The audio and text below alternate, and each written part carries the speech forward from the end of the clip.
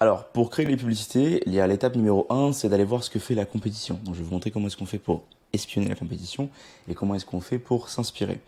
Très important de savoir ce que les compétiteurs font, pas pour les copier évidemment, mais pour savoir en fait comment est-ce qu'ils se positionnent sur le marché par rapport à vous et pour pas être non plus hors champ quand vous allez faire vos publicités. D'accord? Très très important par rapport à ça parce qu'ils ont déjà fait une partie du travail.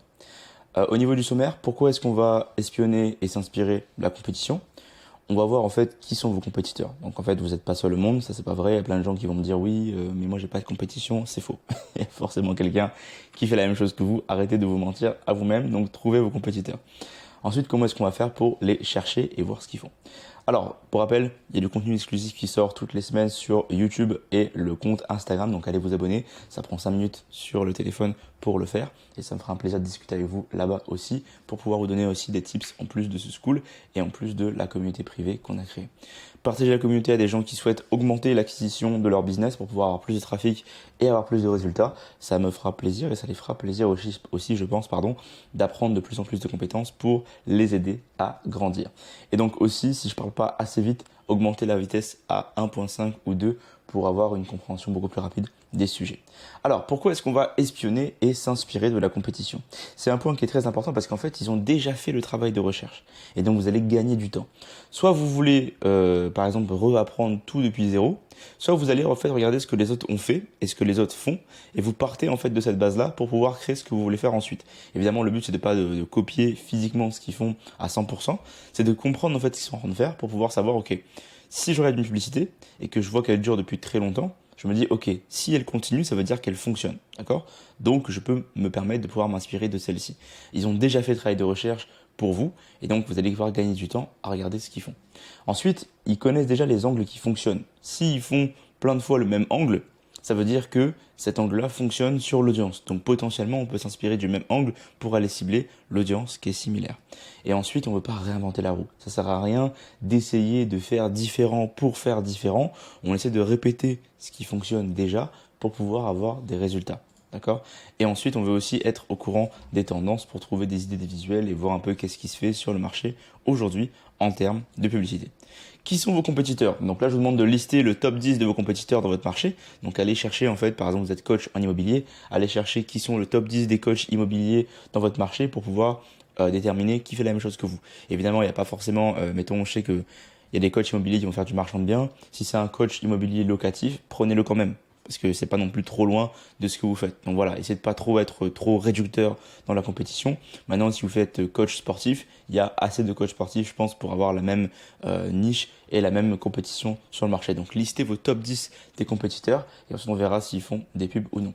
Ensuite, moi, je vous conseille de lister 5 compétiteurs qui font la même chose que vous dans une autre langue. Souvent, je vais aller chercher l'anglais parce qu'en fait, les anglophones ont souvent beaucoup plus d'avance sur les francophones sur la publicité. Donc, allez faire l'effort de chercher 5 compétiteurs qui font la même chose que vous sur le marché anglais et on ira voir en fait ce qu'ils font. Par exemple, dans un exemple, moi, je vous montrerai, il y a Hormozy, Ravi Abouvala, Brian Moncada, Charlie Morgan qui sont un peu des compétiteurs. C'est pas vraiment des compétiteurs parce que c'est pas mon marché, mais je veux dire, c'est des gens qui font un peu la même chose que moi, on va dire.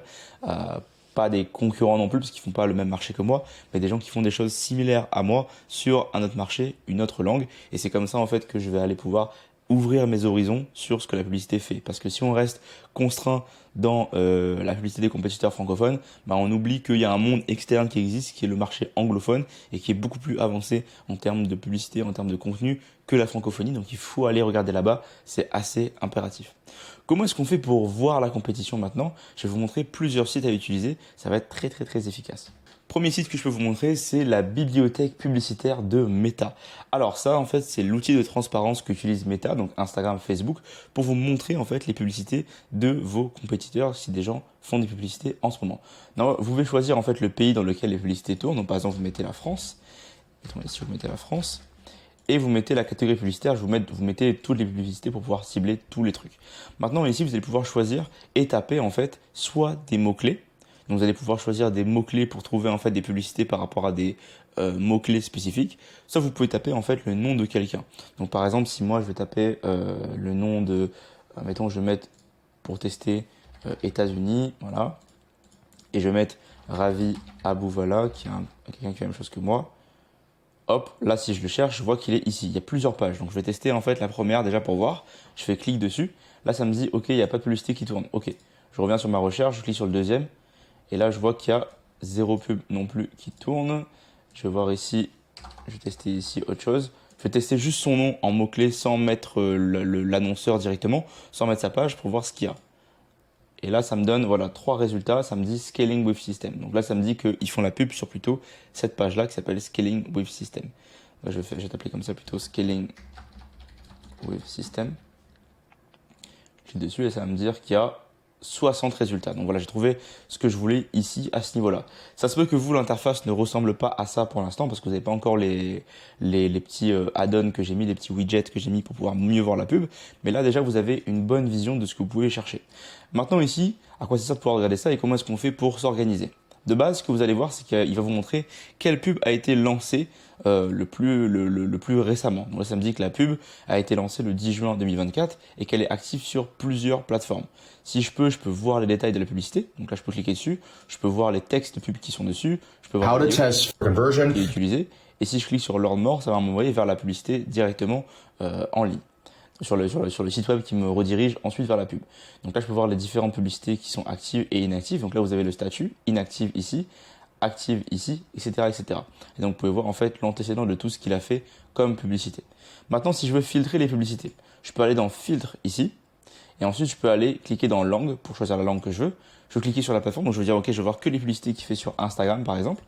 Et je veux voir en fait les contenus qui sont des vidéos uniquement. Et donc là, je fais Appliquer. Là, ça va me réduire la recherche. Ça va me dire, OK, sur 60 résultats, il y en a 51 maintenant qui sont des vidéos. OK.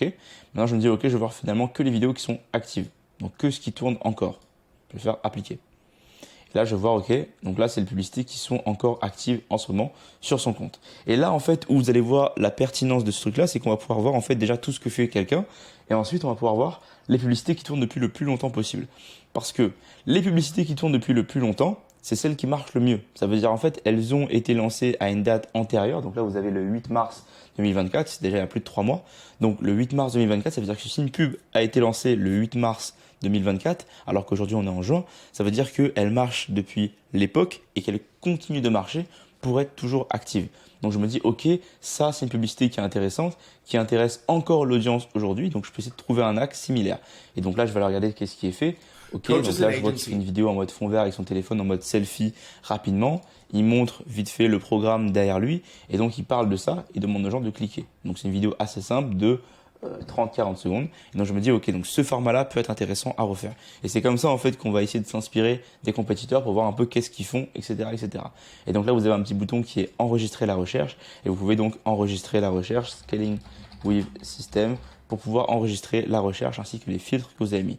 Et donc vous pouvez enlever vos filtres, par exemple ici, pour trouver que les pubs actives sur Insta et voir ce que font les différentes personnes au fur et à mesure. Et vous pouvez faire ça avec tous vos compétiteurs. Par exemple, prenez Yomi Denzel, qui est un des plus gros francophones qui fait des publicités. Donc là, ça repart vos filtres à zéro. Ça vous montre que Yomi a 21 pubs ici. Ça vous montre les pubs inactives et les pubs actives. Donc là, vous allez voir, par exemple, dans les pubs actives, qu'est-ce qui tourne actuellement. Hop. 0 pub qui tourne activement. Mais là, vous pouvez cliquer sur vous enlever active. Bah là, c'est parce que j'ai mis États-Unis. Donc vraiment faire attention. Forcément, il n'y a pas de pub qui tourne aux États-Unis. Mettez bien la France, du coup, ici, en haut. Catégorie, toutes les pubs. Yomi Denzel. Hop, ici. Et donc là, je vais voir, voilà. Toutes les pubs de Yomi, il en a lancé 1900 depuis le début. Donc là, par exemple, on peut faire active ici. Et là, je peux voir les publicités qu'il a lancées. Il y en a 2 qui sont actives aujourd'hui. Donc ici, c'est pour prendre un appel. Donc je peux voir les rendez-vous, etc., les prix, la façon dont il fait le texte de publicité. Donc là, vous voyez qu'il y a une différence de texte publicitaire, même si c'est la même vidéo. Mais du coup, vous voyez en fait comment est-ce qu'il s'organise pour les publicités. Donc pareil pour, par exemple, vous allez voir, si je vous montre Aline de The Bee Boost. Donc là, on peut venir voir sur ça. On peut venir cliquer directement ici, faire voir les publicités. On peut voir directement ici, dans les résultats, qu'il y a 618 résultats qui sortent au niveau des publicités. On peut regarder qu'est-ce qui est active et inactive. Et là, donc là, il n'y a pas de publicité qui est active, donc on voit que toutes les publicités sont off.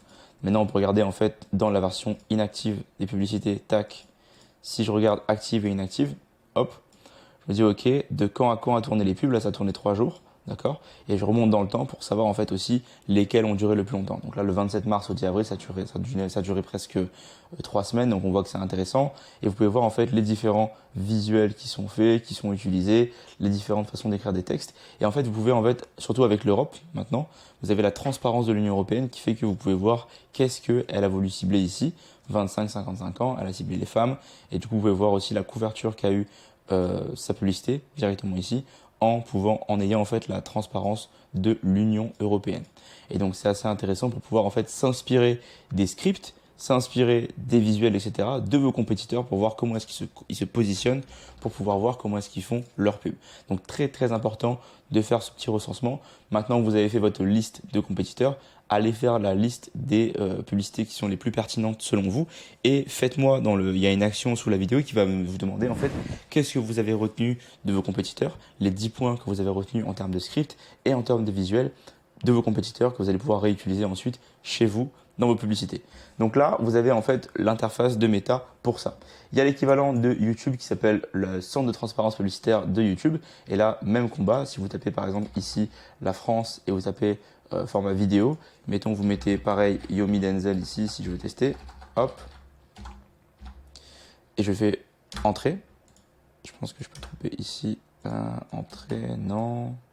Je pense que lui maintenant c'est Mindéo, je pense son truc. Mindéo, et du coup voilà, Mindéo, je peux trouver les différentes vidéos YouTube qu'ils ont, et du coup là pareil, vous allez pouvoir voir les différentes vidéos YouTube qu'ils ont actives et qui sont validées par YouTube, et vous allez pouvoir voir en fait directement les scripts qu'ils utilisent sur YouTube, cliquez dessus, là ça vous dit quand est-ce que la diffusion a été faite, c'est quoi la fin de la diffusion, ensuite comment est-ce qu'a été mis le thème, le nombre de diffusions, et ça vous donne en fait toutes les informations relatives à voir là-dessus pour les publicités de vos concurrents. Et vous pouvez voir aussi plus d'annonces de l'annonceur, et ça va vous donner en fait directement l'annonceur, l'identité, est-ce qu'elle a été validée, les différentes publicités qu'ils ont aussi en version texte à droite à gauche, et ça vous donne plein d'informations nécessaires pour pouvoir vous donner encore plus de chances de pouvoir faire des publicités qui vont être pertinentes. Maintenant, une fois que vous avez ça, c'est bien beau de chercher étape par étape quelqu'un pour pouvoir avoir ses résultats, mais comment est-ce qu'on fait pour centraliser tout ça? Et c'est là où je vous parlais du logiciel qui s'appelle Forplay. Forplay, c'est un logiciel pour centraliser, en fait, c'est un service en ligne qui est payant pour centraliser en fait la recherche de publicité. Donc Forplay, en fait, c'est un outil qui est utilisé par les marketeurs en général pour recenser la publicité, recenser en fait l'utilisation des publicités et pouvoir en fait mieux enregistrer dans des tableaux un peu comme Pinterest les publicités de vos compétiteurs pour pouvoir revenir dessus plus tard. J'ai un code de référencement ici que je vais pouvoir vous envoyer aussi sous la vidéo pour que vous puissiez aussi créer votre compte évidemment. Et ensuite vous allez pouvoir aller dans la partie Discovery. Et dans Discovery en fait c'est toutes les publicités que les gens qui sont sur la bibliothèque Meta et YouTube ont enregistrées eux-mêmes. Donc vous n'allez pas pouvoir faire de la recherche publicitaire ici, il faut le faire dans la partie méta. Et en fait, vous avez un petit bouton quand vous allez installer l'extension Forplay ici. Vous aurez un petit bouton qui s'appelle Save to Forplay pour pouvoir envoyer la publicité directement dans vos boards ici et pouvoir en fait enregistrer vos publicités. Donc dans Discovery, c'est tout ce que les gens sur Internet auront enregistré. Et donc là, vous pouvez par exemple aller par mot-clé. Si je tape immobilier par exemple ici et que je mets un filtre, je mets la langue en par exemple français, ici, tac. Je peux voir en fait tous les trucs par rapport à l'immobilier qui ont été faits, etc. en général, et je peux donc l'ajouter pareil à mes différents boards pour pouvoir donc save la ads et mettre directement ici. Par exemple ici, je vais aller voir, je vais taper par exemple Christopher Van Gen qui fait l'immobilier, hop, et je vais aller voir la personne. Donc ici, Christopher Van Gen, je regarde. En France, il y a des publicités qui vont sortir, 2000 pubs qui sortent, ok. Là, je vois qu'il parle de l'IA. Moi, je regardais les publicités qui sont actives. Hop, active, je vais mettre OK le filtre. Et là, je me dis OK, j'aime cette pub là. Qu'est-ce que je fais? Je vais venir la save dans ici, hop, mon dossier immobilier. Et donc, je confirme bien d'avoir cliqué sur le bouton évidemment Save to Forplay, sinon ça marche pas. Et quand je reviens sur Forplay, normalement quand j'actualise, je devrais pouvoir voir le fichier. Et donc, vous voyez, c'est disponible ici et au moins vous allez pouvoir en fait garder ça maintenant directement ici. Vous allez pouvoir faire voir le visuel. Et en fait, qu'est-ce que ça fait? Avec le format de Forplay, vous allez pouvoir aussi transcrire le script de la publicité de Christopher Van Gen ici directement pour avoir le même script que lui. Évidemment, le but, c'est ne pas de plagier ne plagiez pas la publicité de quelqu'un, mais de vous inspirer pour savoir comment est-ce qu'il a structuré en fait la publicité pour pouvoir avoir des inspirations. Ça vous donne ici le temps que la publicité dure. Donc en fait, dès que vous allez pouvoir l'enregistrer, ça va vous donner en fait directement plus tard dans le temps que la publicité a duré, si elle est toujours active ou non, le format, qui l'a enregistré, pour savoir aussi qui l'a enregistré. Vous allez pouvoir mettre aussi une note à la publicité pour savoir comment est-ce que vous la trouvez, si vous la trouvez bien ou pas, et pouvoir en fait faire des recherches par rapport aux notes de publicité. Vous allez pouvoir mettre un tag aussi pour mieux recenser la publicité, mettre un commentaire aussi dessus. Évidemment, toutes ces options-là sont bien pour aussi les formats agences, quand vous avez plusieurs équipes qui travaillent dessus pour pouvoir les donner les inspirations des différentes publicités des concurrents. Mais pour vous, pour vos propres publicités, vous allez pouvoir justement savoir qu'est-ce qu'un concurrent fait et vers quoi il envoie. Parce que du coup, ça envoie vers la landing page qui est donc ici son compte Instagram officiel. D'accord? Donc là, vous allez pouvoir avoir toutes ces informations-là directement en enregistrant dans différents boards. Et vous pouvez en fait créer plusieurs boards par rapport à vos concurrents, par rapport à vos clients ou par rapport à un mot-clé en particulier. Si vous retournez dans Discovery ici, vous allez pouvoir aussi avoir Expert, qui est donc en fait des experts de la recherche publicitaire qui eux en fait vont mettre à disposition leur propre board. Ils vont vous autoriser en fait à voir qu'est-ce que eux enregistrent sur Foreplay. Comme ça, vous allez pouvoir voir ce que des experts eux-mêmes enregistrent pour voir qu'est-ce que eux trouvent pertinent ou non. Par exemple, ici, lui, il a 23 boards. On peut regarder ici, ok, qu'est-ce qu'il a mis dans Unboxing. Ok, donc il a enregistré ça dans Unboxing, ça veut dire que ça, c'est intéressant selon lui. Et donc, en fait, on peut vérifier qu'est-ce que des experts font en général. Donc, communauté, c'est quand tout le monde enregistre sur Foreplay. Brand, c'est quand vous avez des marques spécifiquement qui enregistrent sur Foreplay. Donc en fait, c'est assez versatile comme logiciel. Vous pouvez vraiment faire vos petits boards, vos petits dossiers pour pouvoir enregistrer les publicités de vos concurrents et savoir qu'est-ce qui tourne, qu'est-ce qui ne tourne plus en temps réel. Vous pouvez copier les visuels pour les envoyer à différents endroits, etc., etc. Et par exemple, si vous avez dans vos swipe files ici, vous allez pouvoir directement vérifier qu'est-ce qui tourne encore et vous allez pouvoir en fait mieux organiser votre réflexion sur la concurrence. Et donc de cette façon-là, vous allez mieux pouvoir savoir qu'est-ce que font vos compétiteurs. Je reviens sur là. Donc c'est comme ça en fait qu'on va espionner un petit peu la compétition pour savoir qu'est-ce qu'ils font, voir un peu ce que tout le monde fait et découvrir en fait comment est-ce qu'on peut s'inspirer directement de leurs résultats et de leurs actions pour que quand on veut faire nos publicités à nous, on soit déjà au niveau de nos compétiteurs pour pouvoir mieux démarrer et avoir des résultats plus rapidement. Donc en récap, pourquoi s'inspirer et comment le faire, qui sont vos compétiteurs et surtout comment chercher ceux qui font pour avoir rapidement des résultats.